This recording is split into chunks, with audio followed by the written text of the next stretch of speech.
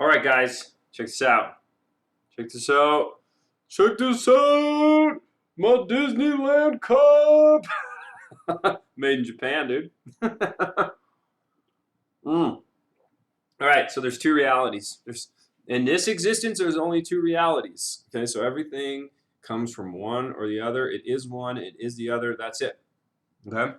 So there is causal reality, which is called materiality, and then there is conditional reality, okay, which is called mentality. Okay, so materiality or causal reality, things just happen. It is the physical aspect of our existence. There is no meaning. There is no reasons. Things just happen, and things that happen are results of other things that happen. It's the interplay of all the working parts of the universe affecting each other. Okay, so that is materiality. Okay, so conditional reality or mentality is based off of the condition, the first and foremost condition that I exist and I exists within the mind. So it is mentality. Okay, so mentality or conditional reality is the meaning and the explanations that the mind gives to the events that happen in materiality. Okay, so that's everything. That's the whole reality. That's the whole kit and caboodle. All right, so is one better than the other? Well,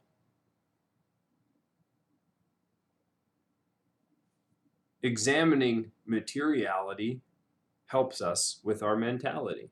Okay, so you couldn't say one is better than the other per se, because they both exist. As far as his body goes, my mentality exists, and the ability to perceive it and cognize exists. So they both exist. So, as I said, observing the material aspect and the material nature of things in reality helps us with our mentality. Now, we have these things called beliefs. Now, beliefs aren't based on materiality. Beliefs are based on conditions. They're based on conditions. And if it isn't truth, truth belongs to materiality, then it's faith. So, at its source, the faith is the mechanism that drives mentality, okay, at its source, because we believe that an I exists, but in the material realm, what part of you is I? Does I exist? So the truth of the matter is there is no I. This is a mass of material, and it's going to die. It's born, it grows, it matures, it decays, it dies. Okay? So, but our perception is limited. Okay? So we don't see that unless we meditate on the material aspect of our being, which is the body, the sensations, the mind, and the mental contents in its totality. Right? So, therefore, conditional reality is based on faith. Now,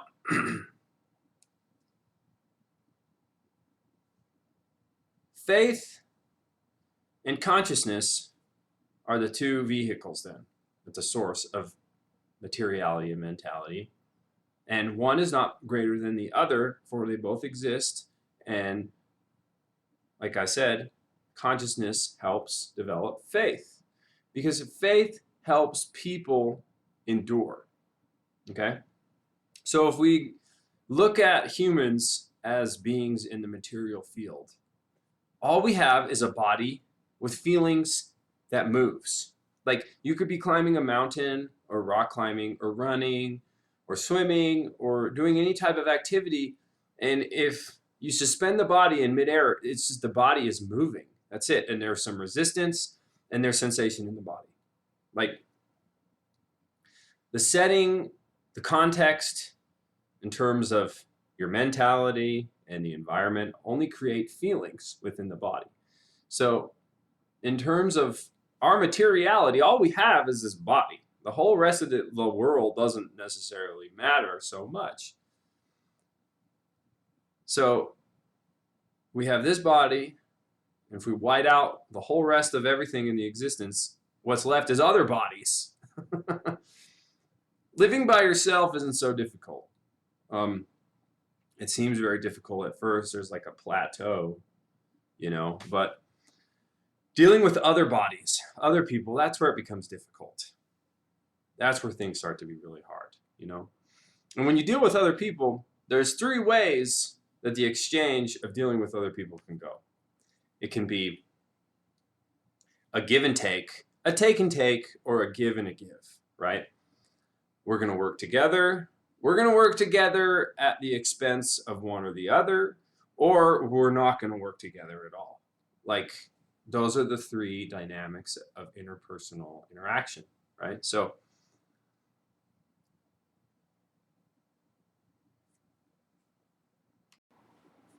sometimes when we're in a situation where we must interact with another person, and it's not a give and give, and it's like a give and take at my expense, it's something that I have to endure. Or if it's a take and take, I have to try to endure until I can have the understanding that, oh, this is a take and take relationship. Oh, it never will be a give and take or a give and give. So I need to walk away from the relationship. But if you're in a give and take with the take at your expense, or the give at your expense, then you need to endure. And enduring is really hard. So if the wisdom of a person's If the person's wisdom of materiality is not greater than their wisdom of mentality, then they can use their mentality to help themselves endure. And they do that by faith. Okay? So if the person's wisdom of materiality is greater than their wisdom of mentality, then they can use that to endure.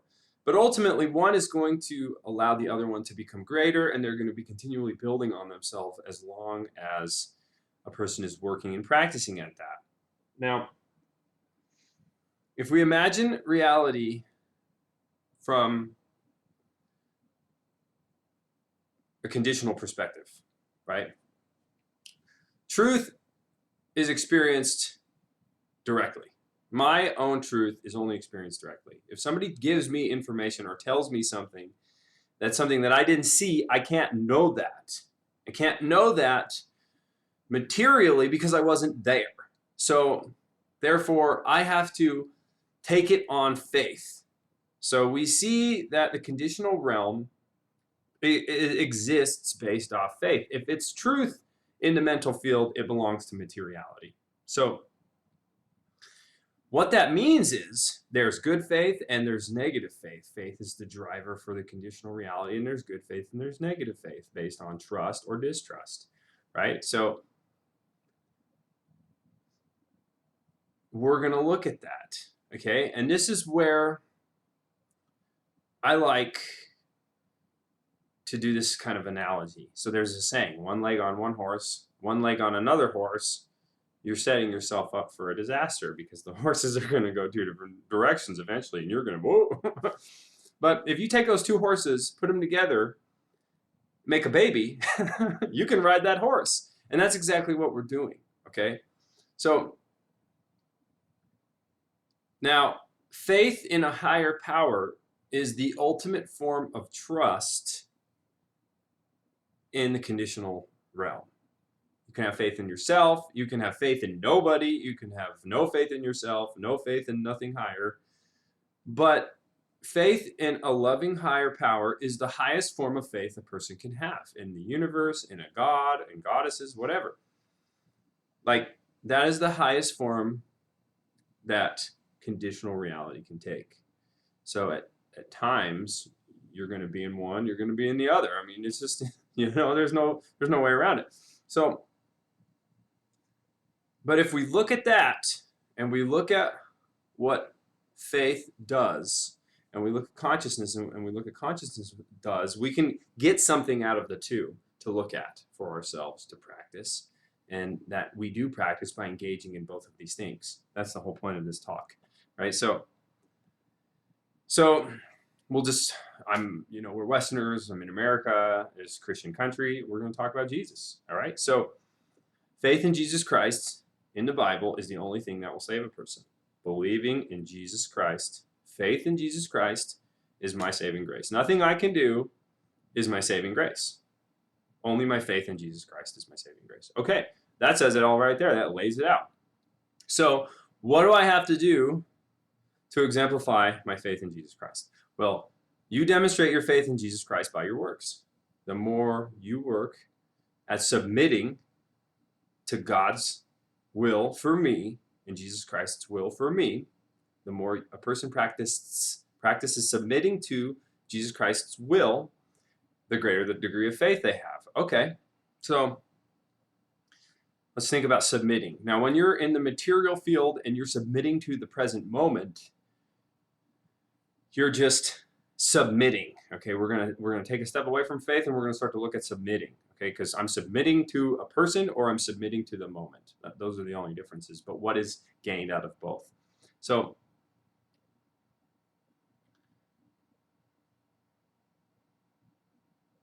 when I was at the lake the other day, I got into the lake. It was really cold. I didn't want to get into the lake. I realized I was tensing my whole body, and I dove into the lake, and I realized I just needed to submit to this reality, and I released all my muscles, and I was in the lake. So that's an example of material submission to the present moment, the present reality, right, as it pertained to my materiality.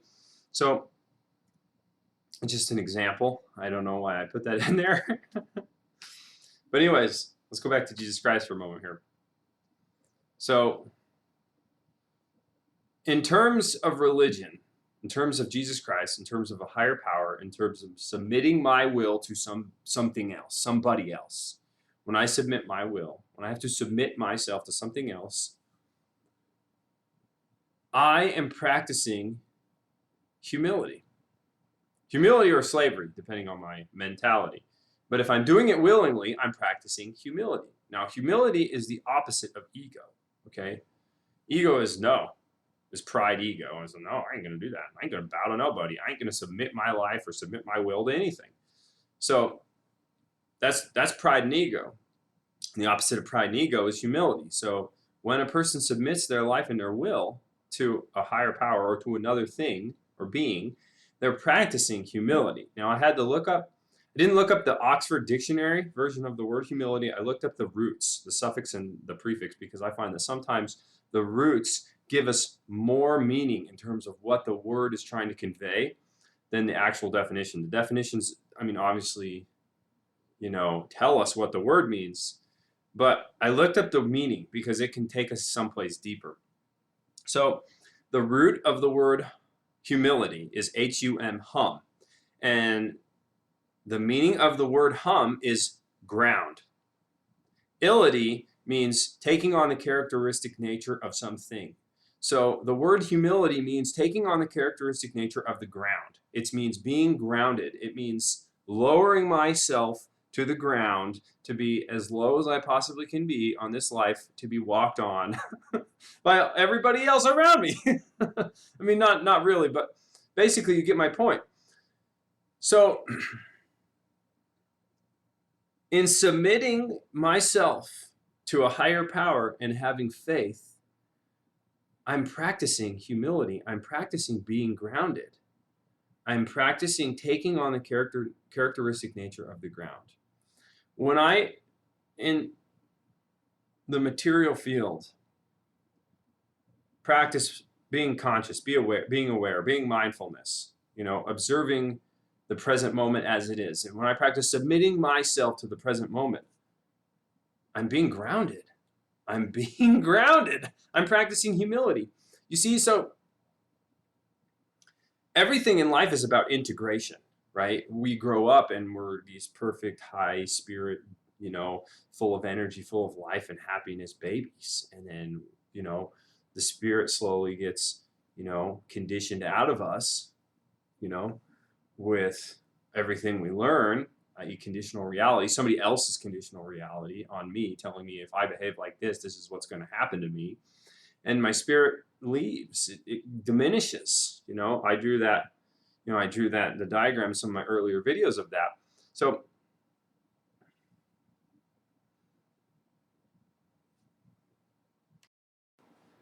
and the more people grow and develop, we become integrated. We become segmented. We become segmented by how all these other people talk to us, and so everything's about reintegrating. Myself, knowing myself, being all one, having total integrity, right? Integrity. You can segmentation, integration means integrity. It's all about that. So if we have integrity in us, but we don't have integrity towards other people in our life, the people that we have to interact with, the only other thing that actually exists in our realities, conditionally or causally, then we're missing it. We're missing half the battle, right? So and then it's easy to say, well, faith is wrong, religion's wrong, there's no God, there's Jesus. There's no Jesus. Meditation is New Age, spiritual, woo-wah, whatever. Oh, no. On the 12 steps, the 12th step, any 12-step recovery program is prayer, contact with my higher power, meditation. It's an integration of both of those facets together. So you see, by seeing that the mechanism behind the content in each different realm is taking us to the same place, this place of practicing humility, we can see that it's integrated. God is integrated. Truth is integrated. Meditation is all of those things. Jesus Christ is all of those things. If something came to you, it came to you through faith. It came to you because if nothing means anything, that's great. That's fine. I'm just existing in a sea of, but if it means, if there's if somebody created it, and it's like, wow, and he loves me, wow, it's using the two to be aware and be filled with love and joy, right? So it's really excellent. Okay, I don't know, we'll see.